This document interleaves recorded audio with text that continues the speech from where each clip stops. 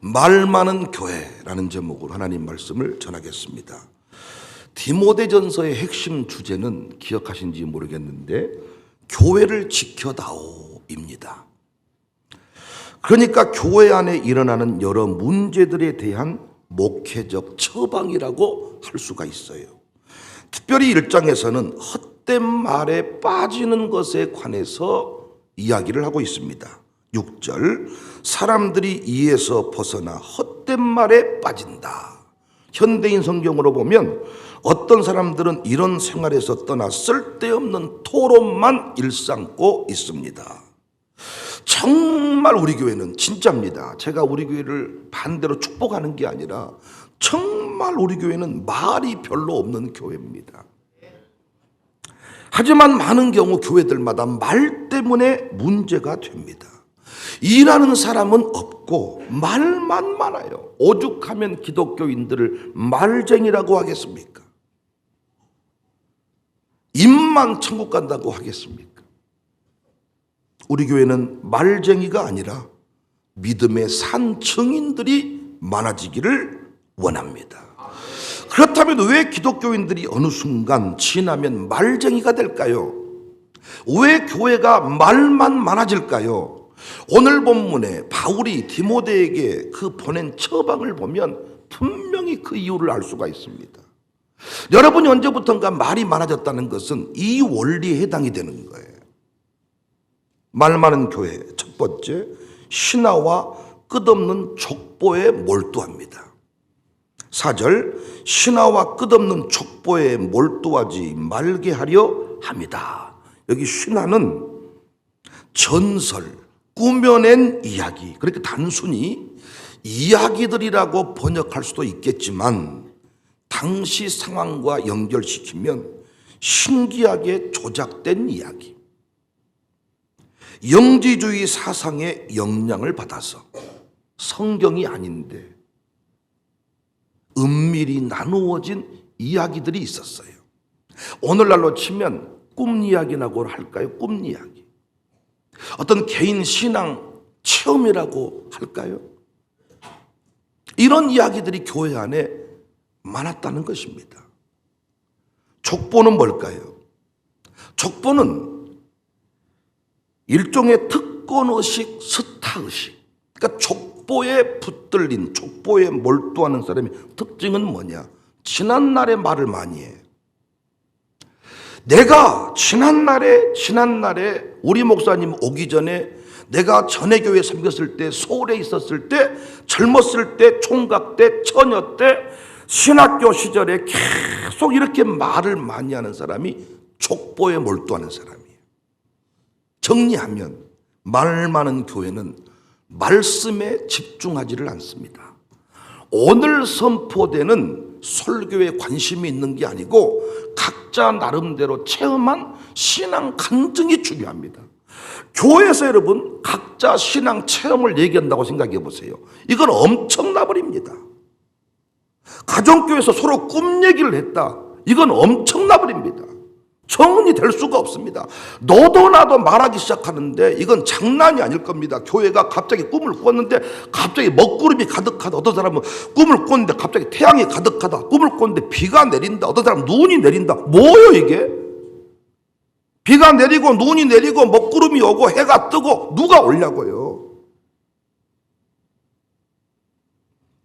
그래서 4절에 신하와 끝없는 족보에 몰두하지 말게 하려 함이라. 이런 것은 믿음 안에 있는 하나님의 경륜을 이름보다 도리어 변론을 낸다. 18절, 아들 디모데야, 내가 내게 이 교훈으로서 명하노니 전에 너를 지도한 애언을 따라 그것으로 선한 싸움을 싸워라. 교회 안에 말씀만 있게 하라는 것입니다. 오늘 성령이 하시는 말씀의 선포와 그 말씀에 대한 나눔만 있으면 돼. 교회에서 다른 소리 할 필요가 없잖아요. 오늘 선포되는 말씀을 듣고 그 말씀대로 살겠다는 아멘. 그리고 그 말씀을 이해하지 못하면 그 말씀을 풀어주는 설명, 이것만 있으면 되잖아요. 그런데 오늘날 교회 모습을 보면 성령이 교회들에게 하시는 말씀이 아니야. 설교부터가. 교인들은 예배 후에 말씀을 나누지를 않아. 소그룹에서, 가정교회에서 말씀을 나누지 않으면 남 얘기하잖아요. 말씀을 나누지 않으면 신화와 족보에 몰두하잖아요. 말씀을 나누지 않으면 과거에 왕년에 처녀 때 우리 목사님 오기 전에 계속 그 이야기 하잖아요. 자기 느낌 얘기하잖아요. 느낌 이야기. 우리 교회는 교회 안에서 설교만 있고 설교대로 살아낸 간증, 설교 이해를 돕는 말만 나눌 수 있기를 바랍니다. 우리 교회가 일사불란하고 조용한 이유는 장로 안수집사 가정은 100%입니다. 100% 매일 새벽 예배에 나와 말씀을 듣기 때문입니다. 그 말씀을 들으면 오늘 성령이 우리 교회에 어떤 일을 하시겠다는지 다 알 수 있습니다. 목사가 따로 만나서 차 마시면서 대화할 필요가 없습니다. 그런데 새벽 예배 나오지 않는 분들 때문에 회의가 필요한 거예요. 재직이가 왜 필요합니까? 우리 교회 수준에서. 매일 새벽 예배 말씀만 들으면 재직회 안건이 다 설교 안에, 말씀 안에 다 정리되지 않나요? 어제도 어떤 분과 대화를 나누는데 말씀을 말씀으로 풀어주는 교회, 이런 얘기를 서로 나눈 적이 있습니다. 말씀을 말씀으로 풀어주는 교회, 매우 좋은 교회 같습니까? 수준 높은 교회 같습니까? 이단이 강조하는 게 뭐예요? 말씀을 말씀으로 푼다 그래. 근데 여러분, 말씀을 말씀으로 푸는 것은 목사 입장에서 참 쉽습니다. 그런데 뭐가 어렵냐? 말씀을 삶으로 푸는 게 어려워요. 말씀을 삶으로 푸는 게 어렵다고요. 우리 교회 등록해서 부담이 된다 하는 사람들의 대부분은 설교가 너무 구체적이라는 거예요. 설교가 구체적이라는 말은 목사부터가 다 노출이 된다는 얘기입니다. 목사의 부모님, 목사의 아내, 목사의 아들들 구체적으로 그 안에 포함이 된다는 이야기입니다. 그래서 제가 정리한 바에 의하면 진짜 어려운 목회, 어려운 설교는 말씀을 말씀으로 푸는 게 아니라 말씀을 삶으로 푸는 거예요. 오늘 또 설교를 듣고 여러분의 삶에 적용을 하셔야 돼. 여러분 가정교회 적용을 하셔야 돼. 여러분 가정에 적용을 하셔야 돼. 그래서 말씀을 삶으로 풀어내니까 장로님들부터 누구도 외가 없어. 우리 교회는 다 그 말씀 안에 포함이 되는 거예요. 그래서 우리 교회는 신화가 없어. 설교 외에 신비한 얘기를 하는 사람이 없다고요. 우리 교회에서 꿈 얘기하는 사람 봤습니까? 연락봐. 내가 꿈을 꿨는데 이 자네 조심해서 그때. 그런 사람 봤어요? 있으면 저한테 신고하셔야 돼. 족보에 몰두하는 사람. 오늘 순종하는 게 중요하지. 뭘 족보가 중요합니까? 왕년 따지면 똑똑하지 않은 사람 있습니까? 왕년에 헌신 못한 사람 있나요?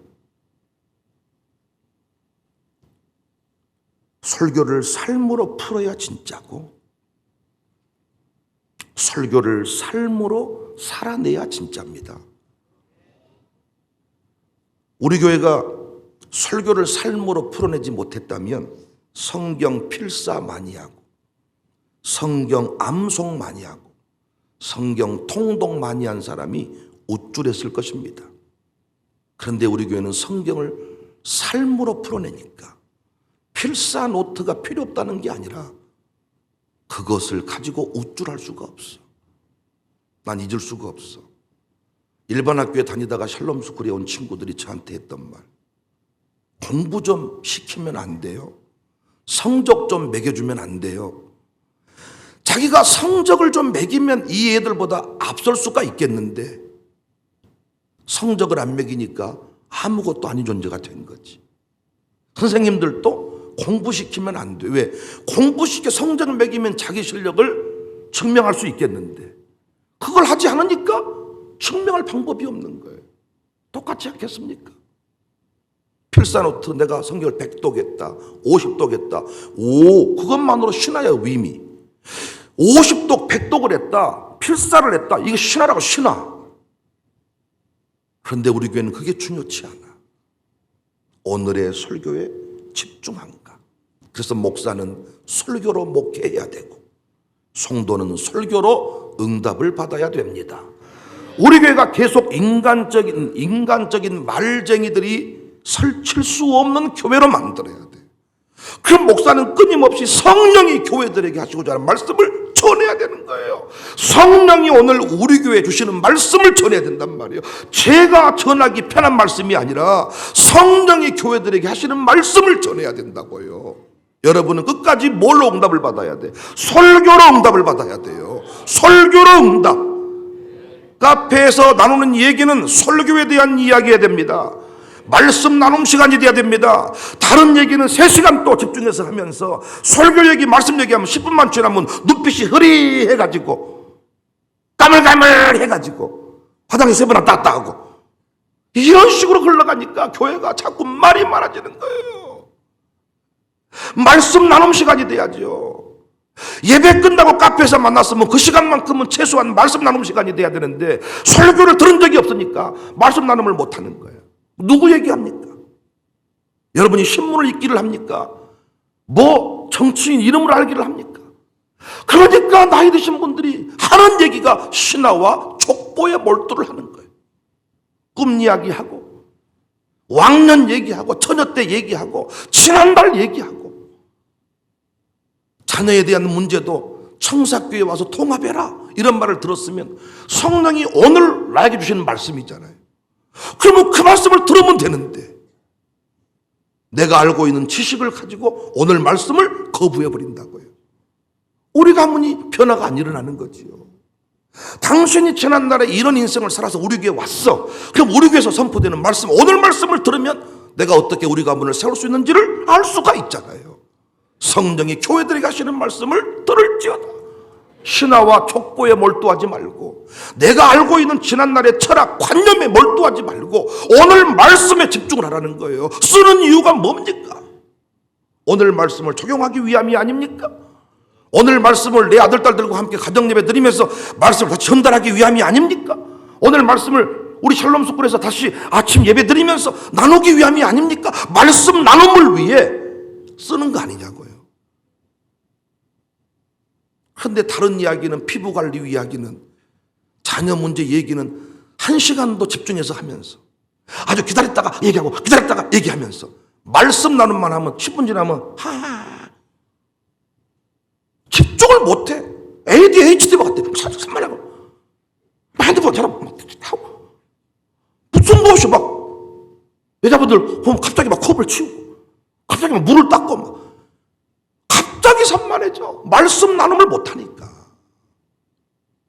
오늘 설교 길손주 얘기를 들었으면 길손주 말씀 나눔을 가지고 최소한 집에서 말씀 나누면서 청교도는 그렇게 했으니까. 다른 교회는 그렇게 하고 싶어도 설교를 따로따로 듣고 오니까 그렇게 할 수가 없는데 우리 교회는 아들, 딸들과 함께 같은 말씀을 들었으니 얼마나 좋아.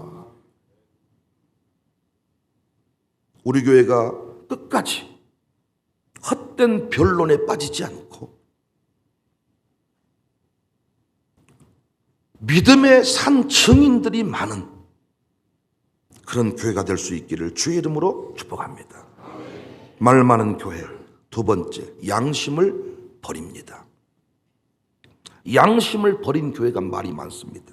5절, 이 교훈의 목적은 청결한 마음과 선한 양심과 거짓이 없는 믿음에서 나오는 사랑이다. 19절 말씀 보세요. 믿음의 착한 양심을 가지라. 어떤 이들은 이 양심을 버렸고 그 믿음에 관하여는 파선했다. 정리하면 왜 말이 많아집니까? 거짓 때문입니다. 두 마음을 품고 있기 때문에 말이 많아지는 겁니다.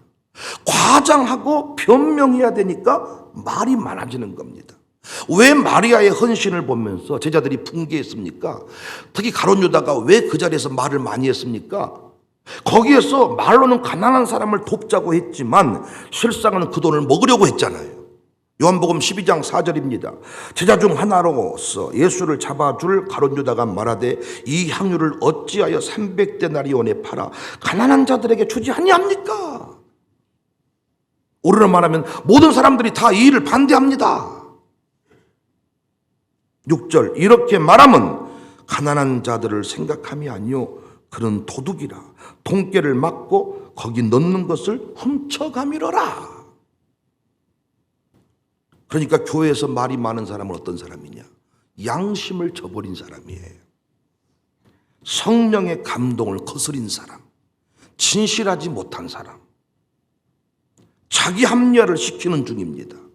갑자기 교회에 불평을 쏟아내고 양육사에게 막 대드는 사람 있잖아요. 갑자기 이 사람은 새벽기도 하기 싫어서 그런 거고 10회를 조금 떼먹으려고 그러는 겁니다. 갑자기 11조가 아깝다는 생각이 들었을 때 나는 11조가 아깝습니다 이렇게 말을 못해. 이 교회는 돈을 가져가긴 하는데 어떻게 쓴지를 모르겠다. 이 교회는 새벽기도 때문에 힘들어 죽겠다. 다른 이야기를, 다른 불평을 막 찬양대 뭐 어쩌고 저쩌고 막 어쩌고 뭐 양육사가 사랑이 있고 없고 막 얘기를 하는데 파보면 11조를 3개월 떼먹은 거야. 양심을 버리면 말이 많아져요. 가정교회 회의를 해요. 놀러를 가. 자은도로 갑시다 그랬어. 그러면 갈까 말까만 말하면 돼. 그래 안 그래요? 자은도 갈 때 갈 사람? 네. 안 갈 사람? 네. 하면 되잖아.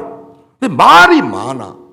봉고차를 많은 사람이 싫어합니다. 자은도는 너무 멀어서 무엇이 어쩌고 씹으면 되는데 파고 들어가 보면 쥐 얘기요, 쥐 얘기. 그러니까 나만 얘기하면 돼. 나는 힘드네요. 이렇게 얘기하면 되는데 절대 나는 힘들다고 말 안 한단 말이야. 그러니까 어떻게 헛된 변론에 빠져버려. 나중에는 급기야 갈까 말까 근본적인 문제까지 고민하게 돼버린다고요. 왜? 그분이 말해. 다 싫어한다는 거요. 다 힘들어한다는 거요. 그때 내가 하는 말 누가 힘들어합니까? 이름 대보세요. 그러면 자기하고 자기 부인이라니까요. 그럼 처음부터 언제부턴가 내가 허리가 아파가지고요 차를 너무 멀리 타기가 힘들어요. 가까운 곳으로 가면 안 될까요? 이렇게 말하면 됐어. 근데 뭐라고 말해? 다 힘들어합니다. 아주 언제부턴가 부담스러워합니다. 밥 먹을 때 같은데도 집에서 밥을 해 먹어. 근데 하는 말 다 부담스럽대.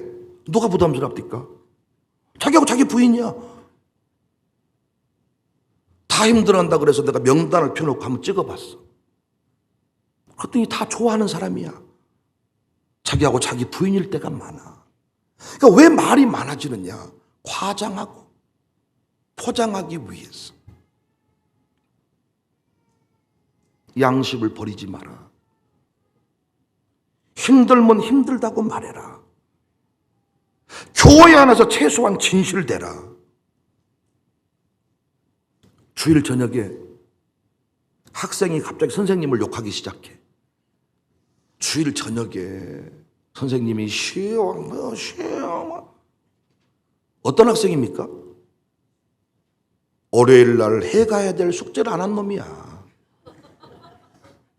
이놈의 학교는 사랑이 있니 없니 무엇이 어쩌고. 네가 언제 평상시에는 비전 트립 가고 어디 미국 갈 때는 이런 학교가 없다고 해놓고는 월요일 밤에 갑자기 선생님이 우리 벤이 어쩌고 한 놈은 숙제 안 한 놈이야. 금요일까지 끝내야 될 것을 안 끝내놓고 첫 놀다가 내일 가려고 생각하니까 깜빡깜빡 해가지고 이제 헛소리 하는 거야. 모든 학생이 다 힘들어해요. 알아보면 지만 힘들어하는 거야. 근데 지도 숙제만 해놓으면 어때요? 숙제만 해놓으면 아싸라비아 콜롬비아야. 학교 선생님 빨리 왔으면 좋겠어. 왜? 다른 놈에 맞은 꼴 좀 보게. 나는 다 헤어버렸단 말이야. 말 많은 교회 어떤 교회냐? 순종을 안 하면서 자리를 지키고 싶은 교회입니다. 여러분 제 말이 틀린가요?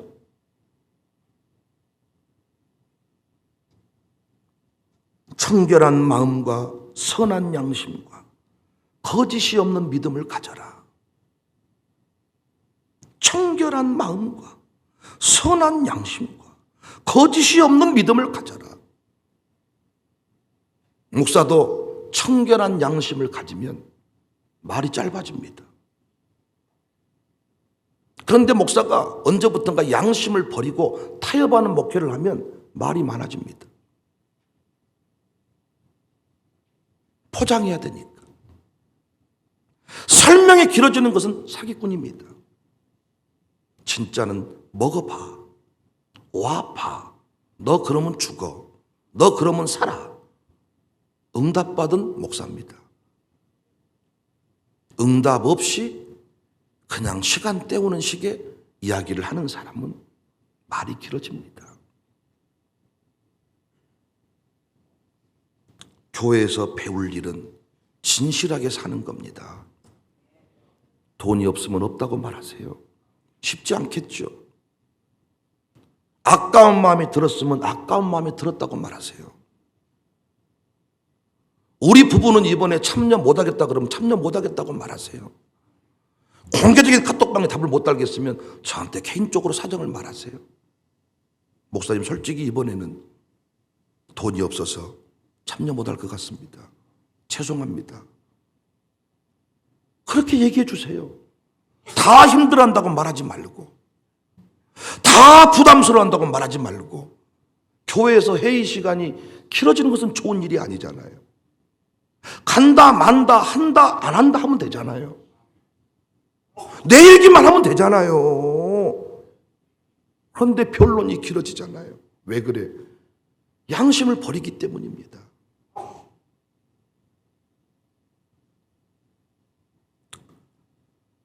내가 왜 안 한 줄 아냐? 왜 목사님이 저런 말 하는 줄 아냐? 설명하려고 하지 마세요. 내가 안 하는 이유는 돈이 없어서 못한다. 근데 그 말하기가 어렵잖아요. 저도 살아보니까 아까운 마음이 들고 미운 마음이 들고, 진실하면 편해져요. 쿨해져요. 진실하게 살았으면 변명할 필요도 없어요. 가난한 사람 얘기했지만은 돈을 훔쳐가고자 합니다. 난 우리 교회가 지금까지 이런 훈련을 했다고 생각합니다. 저도 여러분 앞에 실수했으면 실수했다고 말을 했고, 어려웠으면 어려웠다고 말했고, 어떤 분들은 그런 것 때문에 힘들어 하더라고요. 목사가 너무 감정을 잘 표현한 거 아닌가. 아니, 진실하기 위해 애썼습니다. 아직까지도 저는 포장하는 것이 익숙하지 않고, 마음이 불편한데 얼굴로 포장하는 게 익숙하지 않고, 진실되게 고백하며 살아왔습니다. 앞으로도 물론 감정을 설교 중에 표출하겠다는 게 아니라, 감정이나 컨트롤을 못하면서 목회하겠다는 게 아니라, 거짓말하며 살지는 않겠단 말이에요. 해야 될 말을 하지 않으면서 겉으로 사랑합니다 이렇게 목회하지는 않겠다고요. 여러분도 마찬가지입니다. 할 수 있으면 할 수 있다고 말하세요. 이번에 못 가겠으면 못 가겠다고 말하세요. 기름값이 아까우면 아깝다고 말하세요. 다른 사람한테는 몰라도 목사한테는 진실하셔야죠. 그럼 회의가 빨리 끝나요. 그리고 쓸데없는 변론으로 나갈 수가 없어요. 다른 사람들도 다른 사람한테 피해를 줄 일이 없어요. 다 싫어한다고 하니까 안 해버린 거죠. 근데 많은 분들이 그래요. 왜 안 했습니까? 다 싫어한다던데요. 아니었어요, 목사님. 그러니까 목회하려면 최소한 보고서에 없는 그 사람 말 이면 속에 들어있는 언어를 읽을 줄 알아야 리더를 할 수 있겠죠. 앞으로도 우리 교회가 진실되게 사는 훈련을 해서 말이 많은 말쟁이 교회가 아니라 간증이 많은 교회, 믿음의 선한 역사가 많은 교회, 일사불란한 교회가 될 수 있기를 주님의 이름으로 축복합니다. 예배드리고 각자 개인의 시간을 가질 때 말씀 나눔 외에는 다른 말 하지 마세요. 교회에서 말씀 나눔 외에 다른 말 하지 마시라. 우리 당회원들은 당회 끝났으면 당회 이후에 다른 말 하지 마세요. 방해해서 끝났으면 그것으로 끝난 거야. 끝나고 나서 왜 저런 말 하는 줄 아냐? 목사님이 왜 저런 줄 아냐? 이것이 뭐 어떤 줄 아냐? 말씀 나눔만 하는 말씀 나눔. 앞으로도 우리 교회가 이런 훈련 잘해서 끝까지 승리하는 은혜가 있어지기를 주님의 이름으로 축복합니다.